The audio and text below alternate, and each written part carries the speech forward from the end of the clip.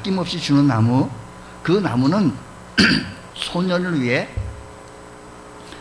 이파리도 주고 열매도 주고 가지도 주고 줄기도 주고 이제 마지막 남은 밑둥까지 다 주면서 행복해하며 기뻐하는 나무. 우리가 이것을 어떻게 받아들일 수 있겠느냐는 겁니다. 이와 같이 자기를 아낌없이 주면서 마지막 십자가에 자신의 몸을 내오시면서 마지막 피 한 방울까지 다 흘리시면서 행복해하고 기뻐하신 분이 계시는데 그분이 누구이시겠습니까? 바로 우리를 구원을 위하여 사람이 되셔서 이 땅에 오시고 고난을 받으신 우리 주님, 우리 구주 예수 그리스도이십니다. 그렇게 몸이 찢어지고 피 흘리면서 자신의 생명까지도 다 내오시면서 자신의 고난 속에 들어가는 때가 바로 사순절 기간입니다. 사순절의 의미는 무엇입니까? 사순절은 무엇이냐? 사순절의 말은 헬라어로 데살코스테라는 말을 번역한 것인데 이 말의 뜻은 40일간의 기념일입니다. 그러니까 부활주일을 기점으로 역산해서 도중에 들어있는 주일을 뺀 40일간을 주의 고난과 부활을 묵상하며 경건하게 보내자고 하여 시작되어진 절기가 바로 사순절인데, 올해 2025년은 4월 22일이 부활주일이니 뒤로 역산해서 주일을 뺀 40일을 계산해 보니 3월 5일부터 사순절이 시작이 되어진 것입니다. 그때부터 우리는 우리 주님을 생각하며 경건하게 보내는 이런 사순절 절기를 우리는 보내고 있습니다. 그러면 왜 하필이면 40일일까? 성경을 보면 40일은 경건한 삶과 관련되어진 상징된 수를 알 수 있습니다. 대표적으로 우리가 주님께서 40일 동안 광야에서 금식하면서 공생애를 준비하셨다라는 것입니다. 모세도 40일간 시내산에서 금식하면서 하나님 말씀을 받을 준비도 하셨고, 이스라엘 백성들은 가나안 땅에 들어가기 전에 40년간 저 광야에서 훈련을 받았습니다. 이렇게 40이라는 수는 하나님의 백성들의 경건을 상징하는 수이기도 하다라는 것입니다. 그래서 전통적으로 기독교인들은 한 해에 40일간을 절제하며 경건을 힘써 연습하자는 뜻에서 사순절을 지키고 있다라는 것입니다. 자, 이 말씀을 기억하면서 사순절을 지내는 메시지에서 아주 중요한 교훈을 찾을 수 있는 것은 요엘서 있는 말씀을 우리가 찾아서 오늘 이 아침 시간에 교훈을 찾아보도록 하겠습니다. 그 당시에 남유다가 우상숭배와 하나님을 거역하고 불순종한 일로 인해서 저들에게는 엄청난 시련과 환난을 통한 하나님의 채찍이 있었습니다. 한마디로 말해서 죽지 못해 살아가는 그런 형편과 고난의 신음소리가 그치지 않았다라는 것입니다. 요엘 선지자는 그때 당시의 참상을 이렇게 말합니다. 요엘 1장 4절 말씀 보면 팥중이가 남긴 것을 메뚜기가 먹고 메뚜기가 남긴 것을 너치가 먹고 너치가 남긴 것을 황충이 먹었도다고 했습니다. 메뚜기와 황충이들이 저들이 지어놓은 곡식을 다 갉아먹었다라는 거예요. 사람이 이런 식량의 어려움이 있었을 때는 사람들은요, 눈에 보이는 게 없다는 거죠. 사람들이요, 한 3일만 굶겨 놓으면 도둑질 안 할 사람이 없다고 할 정도로 배고픔은 힘든 것이다라는 것입니다. 그리고 또한 16절 말씀 보면 식물이 끊어지는 기근과 재앙이 저들에게 임하였고 기쁨과 즐거움이 상실되어져 있는 상태에 있습니다. 기쁨과 즐거움을 빼앗아가니까 저들의 삶에 평안이 없습니다. 식량이 없고 먹을 것이 없고 기쁨과 즐거움이 빼앗아가고 없고 평안이 없는 그런 환경 시대입니다. 그리고 17절 말씀 보면 씨가 흙덩이 안에서 썩어지는 거예요. 17절 1장 17절 말씀 보니까 씨가 흙덩이 아래에서 썩어졌고 창고가 비어져 있고 곡간이 무너졌으니 이는 곡식이 시들었다고 말합니다. 지금 당장에 추수할 곡식이 없어도 뿌려놓은 씨앗이 있으면 앞으로 그 씨를 추수할 그날을 기다리고 있지 않습니까? 그런데 여기 말씀 보니까 씨가 흙덩이 아래에서 썩어졌다는 거예요. 씨앗조차도 보장을 받지 못하고 땅에서 썩어졌을 때 그 상황이 어떠하겠습니까?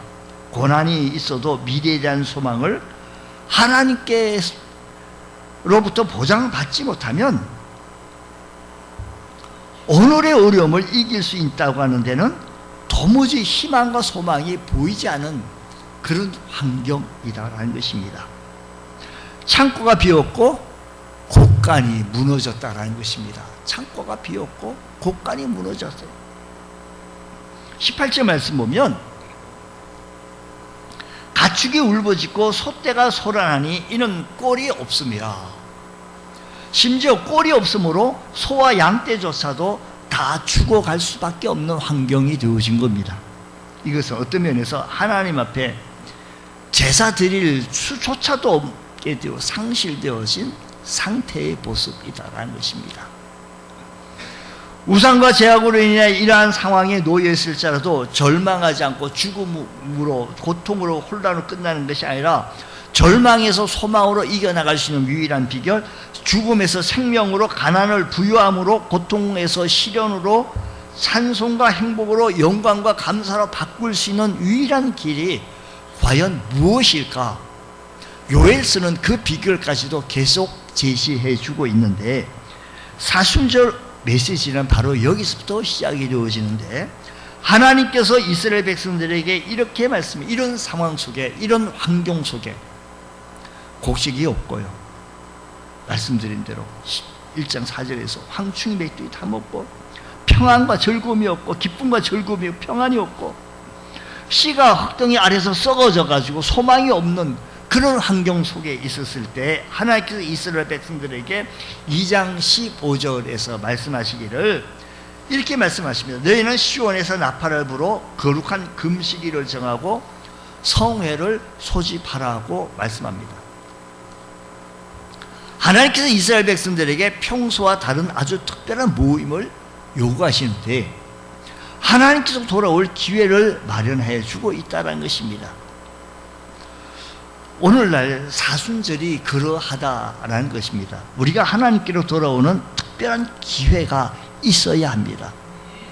우리가 하나님께로 돌아올 수 있는 특별한 기회가 이번 사순절을 통해서 다시 한번 하나님께로 돌아올 수 있는 기회 가지길 원합니다. 하나님께 더 가까이 나갈 특별한 기회가 되기 위해서 우리가 귀담아 드려야 할 메시지가 오늘 요엘에서 잘 설명하게 되어지는데 우리가 하나님 앞으로 돌아갈 수 있는 유일한 기회가 2장 12절에서 말씀하기를 이렇게 말합니다. 여호와의 말씀에 너희는 이제라도, 좀 늦었지만 이제라도 금식하고 울며 애통하고 마음을 다하여 뭐라고요? 내게로 돌아오라라는 겁니다. 하나님께로 돌아오라. 이것이 곧 사는 길이라는 거예요. 지금 상황과 환경이요, 곡식이 없어졌어요. 메뚜기와 항충이 저들이 지어놓은 모든 곡식을 다 갉아먹었습니다. 그리고 소떼 양떼도 다 굶어 죽어가고 있습니다.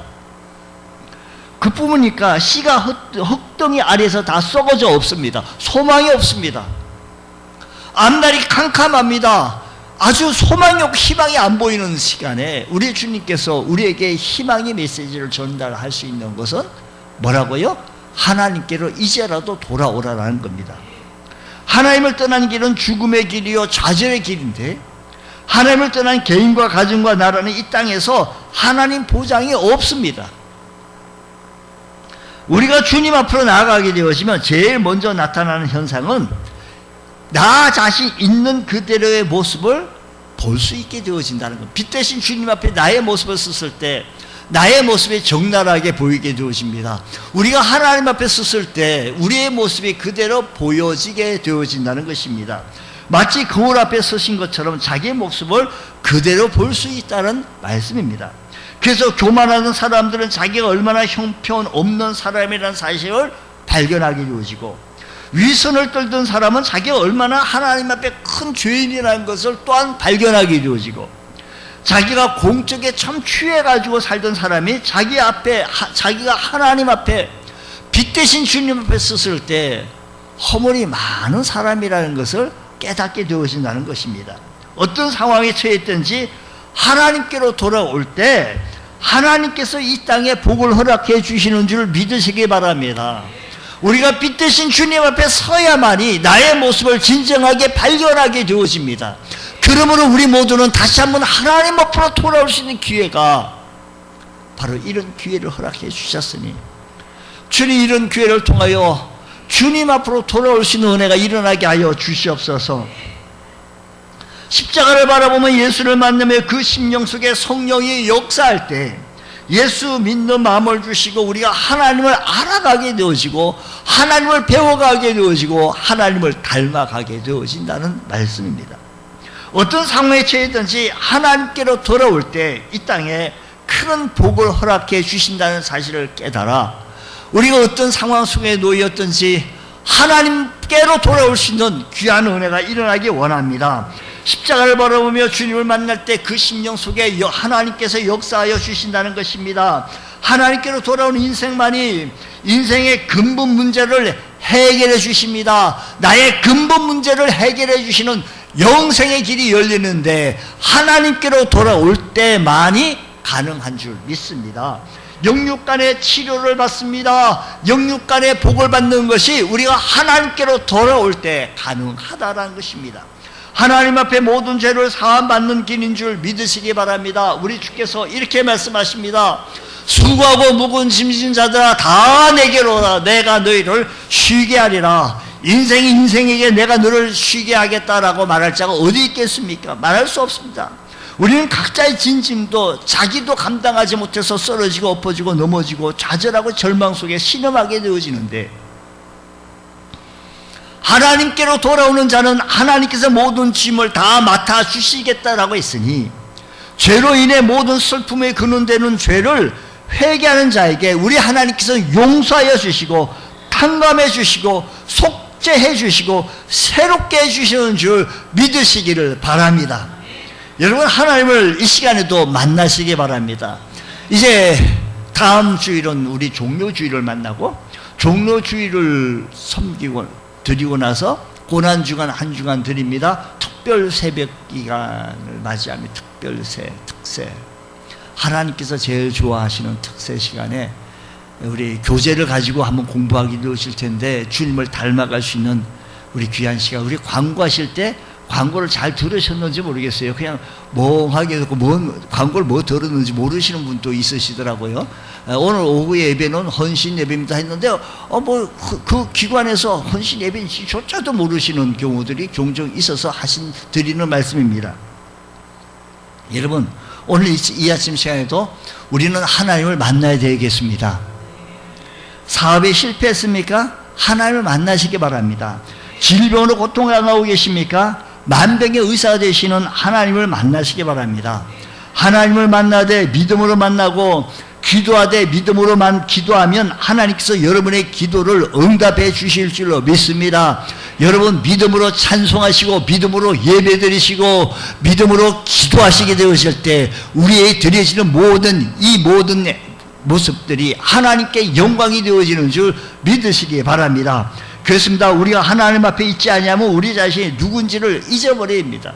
내가 하나님 빛 대신 주님 앞에 서지 못하면 내가 누군지 잘 몰라요. 잊어버려요. 특히 남의 눈에 티는 보면서 자기 눈에 들보는 보지 못합니다. 나 자신을 바로 보지 못하게 된다는 것입니다. 그러나 우리가 하나님 앞으로 돌아가면 거울 앞에 서게 되어지므로, 그래서 우리는 있는 모습 그대로 볼 수 있게 되어진다는 것을 깨달으시길 바랍니다. 남자가 진정한 사나이가 되어지려고 한다면 세 곳을 다녀와야 된다고 하는 말이 있습니다. 첫째는 군대이고 남자는 군대를 갔다 와야 된다. 두 번째는 병원도 한번 다녀봐야 된다. 세 번째는 감옥이라는 겁니다. 이 말은 러시아 문호 톨스토이가 한 얘기인데 제가 한번 인용을 한 겁니다. 남자는 군대 그리고 병원도 갔다 와야 된다. 한번 가봐야 된다. 일부러 갈 필요는 없어요. 감옥도 일부러 갈 필요는 없습니다. 무슨 말인 거 아니? 그 의미를 우리는 되새기자는 거예요. 남자가 군대에 가서 고생을 해보면 자신의 도움 없이는 살 수 없는 힘없는 존재인 것을 깨닫게 되어져서 군대 갔다 오면 철든다라는 얘기를. 두 번째는 몸이 아파서 병원에 입원하게 되어지면 나 자신이 얼마나 연약한 존재인가를 깨닫게 되어지고, 진정 원치 않지만 죄를 지어 감옥에 가면 자기가 얼마나 큰 죄인인가를 깨닫게 되어져서 진정 자신이 어떤 사람인지를 깨닫게 되어진다고 말하는 겁니다. 그렇습니다. 우리 사실 많은 사람들이 자신이 누구이고 어떤 사람인 것을 잊어버리고 살 때가 참 많습니다. 그래서 우리는 교만해지고, 그래서 우리는 죄도 짓고 하나님을 의지하지도 않고, 얼마나 악한지 무지한지 대단하지도 못하고도 대단한 줄로 여기고 살아가는 우리들의 현 주소입니다. 하나님을 경외하지도 않고, 이 사순절에 우리는 하나님 앞에 서서 우리 자신을 좀 돌봐야 하겠습니다. 내가 누구인지 다시금 새롭게 발견해야 되는데, 우리는 철저하게 새롭게 발견하기 위해서는 하나님께로 돌아와야 합니다. 빛 대신 주님 앞에 섰을 때 내 모습을 볼 때 내가 허물이 많은지, 내가 연약한지 하나님을 경외하게 되어지고 주님 앞에 돌아오라는 겁니다. 그때 그 상황 속에 있는 남유다 상황 속에 피폐되어지고 있는 그 상황 속에 1장에서 잘 설명되어지고 있으면서 말씀해 주시기를 다른 방법이 있는 것이 아니라 내게로 돌아오라는 거예요. 우리는 하나님과 관계 회복하는 것이 우리에게 제일 우선순위입니다. 이번 사순절 기간 우리가 다시 잊어버렸던 하나님을 기억하고, 하나님을 경외하지 못했던 것, 내가 너무너무 연약했다는 것을 우리가 기억하면서 하나님 앞에 서고 하나님을 전폭적으로 의지해 볼 수 있는 귀한 은총의 은혜가 일어나시기를 주님의 이름으로 축원합니다. 두 번째는 참회하라는 겁니다. 12절 다시 한번 말씀 보십시오.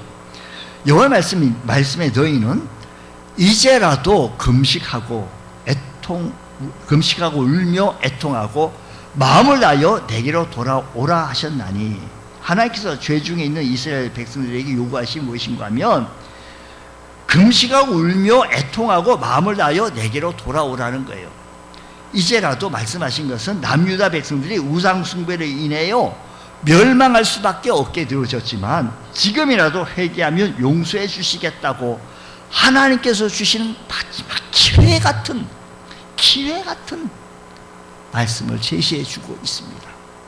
하나님께서 금식하고 회개하며 자기의 잘못을 뉘우치고 통회하는 자를 치료해 주시고 용서해 주시고 보호해 주시겠다고 약속해 주시는 그 약속의 말씀이 오늘 이 시대를 살아가면서 하나님 없이도 살아가고, 하나님 없이 하나님을 경외하지도 아니하고 하나님 중심에 있지 않은 나의 모습을 적나라하게 보면서 말씀하시기를 이번 사순절 기간을 통하여서 다시 한번 그 하나님 빛 대신 주님 앞에 서서 주님 앞에 돌아와서 울며 나의 모습을 바라보며 울며 애통해 보라라는 것입니다. 하나님께서 보실 때 당시 이스라엘 백성들은 하나님 앞에 나와가지고 애통하지도 않고 하나님 앞에 뉘우치지도 않고 경외도 하지 않고, 하나님께서 보실 때 당시 이스라엘 제사장은 늘 주의 전에 나와서 백성들의 죄 때문에 울어도 시원치 않을 정도로 이스라엘 백성들이 큰 죄악에 있는데도 하나님께서 눈물을 요구하는데도 불구하고 그들은 하나님 앞에 요구하지도 않았던 그들의 모습입니다. 울며 애통하며 철저하게 회개하고 진실한 회개하는 자를 하나님께서는 미워하지 않습니다. 하나님께서는 기뻐하십니다. 흉악한 죄를 범했을지라도 금식하고 울며 애통하고 마음을 다하여 주님 앞에 돌아가서 회개하고 긍휼로 주님 앞에 통회하면 하나님께서는 받아주신다는 것입니다. 우리가 하나님 앞에 서면 우리가 얼마나 큰 죄인인가를 알 수 있습니다. 하나님 앞에서 눈물을 흘리게 되어집니다. 자신의 죄를 하나님 앞에서 참여하게 되어집니다. 여러분, 우리에게도 눈물이 필요합니다. 주님 앞에 섰을 때 참회의 눈물이 필요합니다. 사순절 기간 여러분에게 뜨거운 눈물의 기도가 회복되어지길 원합니다. 처음 주님을 만나서 그 감격과 감동 잊지 마시고 주님을 찬양하시고 주님 앞에 믿음으로 예배하시고 믿음으로 기도하시고 진정한 참회로 우리가 정결하고 다시 한번 주님 앞에 섰을 때 우리 모두를 거룩하게 세워지게 되어진다는 사실을 깨달으시기 바랍니다. 자, 13절 한번 보십시다. 너희는 옷을 찢지 말고 뭐라고 하는 거 아니? 마음을 찢고 너희 하나님 여호와께로 돌아와. 옷을 그냥 뭐 교회 그렇게 나와가지고 폼만 잡지 말고요. 진정한 회개, 주님 앞에 우리 한번 통해보라는 거예요. 그리고 하나님 앞에 돌아오라는 겁니다. 우리는 하나님을 섬기되 온 마음과 중심을 다 들여서 하나님을 섬기기를 원합니다. 온 마음을 하나님께 드릴 때 하나님의 긍휼과 은총과 축복이 함께 있다는 사실을 믿으시기 바랍니다. 주님께서 이렇게 말하지 않습니까? 옷을 찢지 말고 마음을 찢고 하나님께로 돌아오라는 거예요. 그는 은혜로우시며 자비로우시며 노하기를 더디하시며 인애가 크시사 뜻이 돌이켜 지향을 내리시 아니하신다는 겁니다. 말씀드린 대로 1장에서 그들의 삶의 현장 속에서 먹을 곡식이 없어요. 때거리가 하나도 없어요. 곡식을 다 깎아 먹었어요. 씨를 심었는데 씨가 그 땅 흙 속에서 썩었어요. 그뿐입니까? 소망이 없어요. 양떼, 소떼들이 먹을 것이 없습니다. 물론 사람이 먹을 것도 없는데 양떼, 소떼가 먹을 것이 있습니까? 꼴이 없다고 그러지 않습니까? 아까 1장에서 그렇게 황폐하게 그렇게 되어졌으면 오늘은 우리의 삶의 현장 속에 어려움이 있습니다. 힘든 부분이 있습니다. 주님 앞에 다시 한번 돌아보며 빛 대신 주님 앞에 나의 모습을 보면 부끄럽기, 초라하기 짝이 없죠. 주님, 참여하는 심령, 상한 마음을 치료해 주시고 위로하여 주시고 기쁨을 주시고 환난을 막아주시고 힘없는 자에게 힘 주시고 독수리의 날개치며 올라감 갖게 하여 주시고 어리석은 자에게 지혜를 다하여 주시겠다고 하시는 그 주님 앞에 내가 섰습니다. 주님, 다시 한번 참여할 수 있는 저희들 되게 하여 주셔서 애통한 마음을 겉모습만 폼만 하는 것이 아니라 진정한 마음을 찢으며 주께로 돌아오는 놀라운 은혜의 역사만 있게 하여 주시옵소서. 이런 은혜가 우리 모두에게 있기를 간절히 소원합니다. 16절 말씀 보면 우리에게 말씀하시기를 거룩을 회복하라는 거예요. 백성을 모아 그 모임을 거룩하게 하라는 거예요. 거룩을 회복하라는 거예요. 장로들을 모으며 어린이와 젖먹인 자를 모아 신랑을 그 방에서 나오게 하면 신부도 그 신방에서 나오게 하라는 거예요. 하나님 백성의 거룩을 회복하게 하라는 말씀입니다. 하나님께서 우리 하나님 백성들에게 공통적으로 명하는 말씀이 내가 거룩하니 너희도 거룩하라는 거예요. 우리 하나님께서 요구하시는 것은 거룩하라는 거예요. 거룩하라고 하는 말은 구별하라는 것입니다. 하나님께서 타락하고 패역한 이 세상과 철저하게 구별하셨듯이 이제 하나님 백성 된 사람들은 이 세상 사람들과 구별되어진 사람의 모습을 보여야 합니다. 백성의 지도자들인 장로와 여기 말씀 보니까 어린이들과 젖먹이들과 신랑과 신부들까지도 다 나와 거룩을 회복하라는 거예요. 거룩을. 주님 앞에 나와서 거룩을 회복해 볼 수 있는 이런 기간 되게 하여 주셔서 우리가 살아갈 때 나는 마구잡이 아무렇게나 살아도 좋은데 그래서 내게 하나님께서 복만 주시면 됩니다. 하나님이 하실 일만 하시면 됩니다 라고 얘기합니다. 나의 신앙의 모습은 하나님 보실 때 얼마나 부끄럽습니까? 내 믿음의 모습은, 내 신앙의 모습은 주님 앞에 섰을 때 어떠하냐 이야기입니다. 나의 헌신은 어떠합니까? 나의 기도의 생활은 어떠합니까? 나의 전도 생활은 어떠합니까? 나의 예배의 생활이 어떠합니까? 빛 대신 주님 앞에 섰을 때 그렇게 떳떳하다 말입니까? 부족합니다. 초라합니다. 연약합니다. 우리는 다시 한번 거룩을 회복하면서 우리가 거룩하게 되어지려고 한다면 두 가지가 필요한데, 첫 번째는 거룩에 대한 열망이 있어야 합니다. 사모함이 있어야 합니다.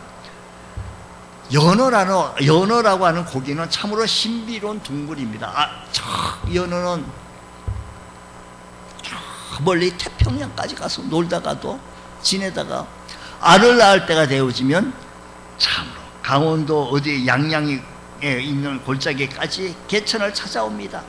이렇게 찾아 올라간다면 바위가 가로막고 수중보가 가로막고 심지어 폭포가 가로막아도 죽기 살기로 그 자리를 찾아옵니다. 연어가 어떻게 태어난 강의 냄새를 기억하고 그렇게 돌아올 수 있습니까? 자신이 태어난 강의 물 냄새를 맡고 찾아온다는 겁니다. 그 자리로 나아가고자 하는 뜨거운 열망이 연어로 하여금 그렇게 할 수 있게 했다라는 거예요.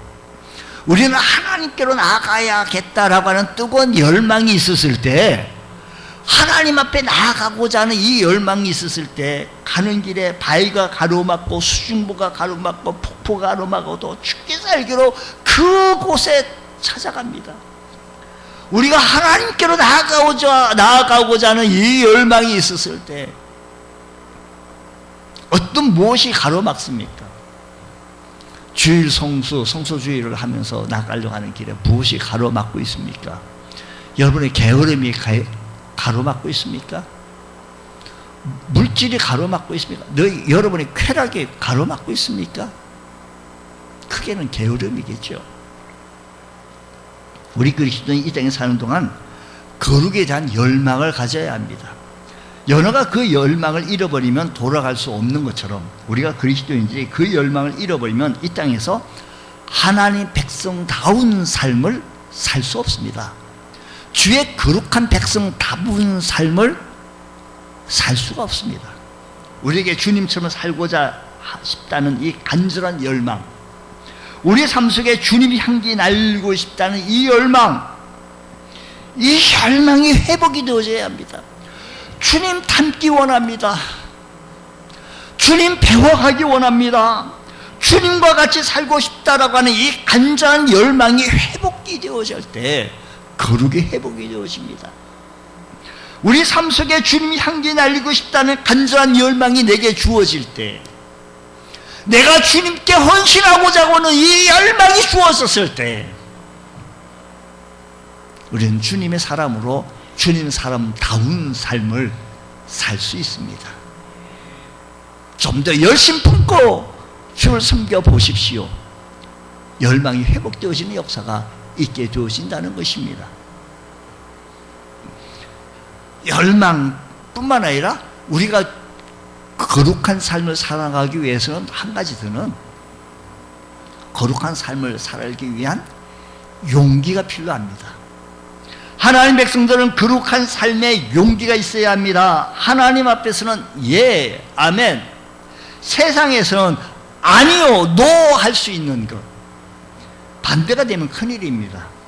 이 세상은 우리에게 유혹합니다. 이 세상은 우리에게 유혹합니다. 주일 성수주일도 못하게 하고 우리 헌신도 하지 못하게, 하나님 앞에 나아가지 못하게 합니다. 부정부패를 하게 합니다. 거짓을 말하라고 유혹합니다. 이럴 때 우리가 취할 행동은 단호하게 아니요 라고 할 수 있는 용기가 필요하다는 겁니다.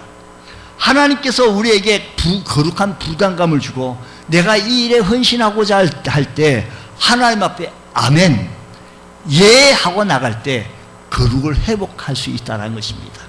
우리 주의 성도들이 진정한 거룩을 회복할 수 있는 은혜가 일어나기 원합니다. 우리 주님 닮아갈 수 있는, 주님 배워갈 수 있는 주님의 백성다운 삶을 살아나가기 원한다면, 거룩을 회복하려면 거룩을 열망해야 되며 진정한 용기가 있어야 합니다. 세상을 향하여 아니요 라고 얘기하며 하나님을 향하여 아멘 하고 나갈 수 있는 귀한 은혜가 일어나야 할 것입니다. 포기해서 안 됩니다. 하나님께서 함께하여 주실 것이고, 하나님께서 오늘 시간에도 하나님 앞에 열망을 삼아오 나올 때 하나님께서 우리를 도와주실 것입니다. 우리를 지켜주실 것입니다. 함께하여 주실 것입니다. 우리는 부활절을 기다리면서 자신의 신앙 성장을 꾀하는 영적 훈련 시간을 갖는 것이 사순절 기간입니다. 이 사순절 기간에 우리 모두는 거룩을 회복하기를 원합니다. 거룩에 대한 열망이 우리 모두 다시 불타올라야 합니다. 거룩한 삶에 대한 용기가 다시 솟구쳐야 합니다. 열망이 솟구치지 않으면 내 앞에 놓여져 있는 승보, 폭포, 이런 모든 장애물들이 한두 가지입니까? 열망 있었을 때 이겨나갈 수 있습니다. 연하가 그 열망으로 찾아가듯이 거룩한 삶에 대한 용기를 다시 솟구치는 이 용기, 세상을 향하여 아니요라고 외칠 수 있는, 말할 수 있는 용기 말입니다. 그러기 위해서 우리 심령이, 하나님으로부터 멀어졌던 심령이 하나님 앞에 다가갈 수 있다는 사실입니다. 그러기 위해서 우리는 나 자신을 돌아보야, 하나님 앞에 돌아왔을 때 나 자신을 돌아볼 수가 있습니다. 또 우리의 죄를 참회할 수 있습니다. 우리 안에 거룩을 회복해야 되는데, 거룩을 회복할 수 있는 유일한 비결은 거룩에 대한 열망, 또한 거룩한 삶의 용기가 우리들의 삶에 있게 되었을 때 주님께서 주시는 은혜가 우리의 삶에 가득할 줄로 믿습니다. 이번 기간을 통해서 주님을 배워가고 닮아갈 수 있는 복된 그리스도인들 다 되시기를 주님의 이름으로 축원합니다. 기도하겠습니다. 하나님 아버지, 감사합니다. 이번 사순절을 통하여서 주님을 배워가게 하시고, 빛 대신 주님 앞에 섰을 때, 의의 태양이 되신 주님 앞에 섰을 때 나의 모습이 애통하고 초라하고 한 모습으로 통하여 참여할 수밖에 없습니다. 주님 용서하여 주시고 거룩을 열망하며 나아갈 수 있는 저희들 되어지게 하여 주옵소서. 거룩하신 예수님 이름으로 기도드리옵나이다. 아멘.